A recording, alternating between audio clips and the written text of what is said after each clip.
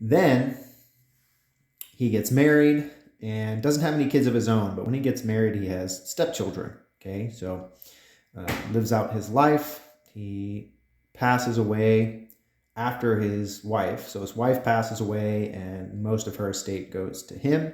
And then several years later, he passes away as an elderly gentleman in his late 60s.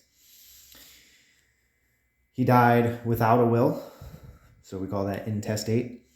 And he died in the state of Washington. And under Washington law, the stepchildren don't have a direct claim if there are other beneficiaries. So he didn't have any siblings. He didn't have a wife. He didn't have any kids of his own.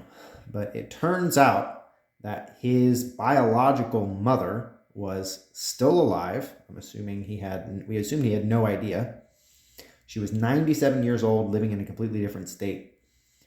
And after years of litigation, it still came out that the statutes were upheld, and ultimately she was entitled to take that money. Now, this was an estate, not tens of millions of dollars, but, a few $100,000 left in the estate.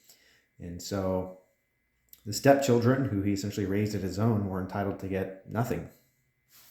Zero. So even if you think you're pretty sure you won't need a will, it's almost always best to have some sort of will before you pass away. It'll make your life and your family's life much simpler.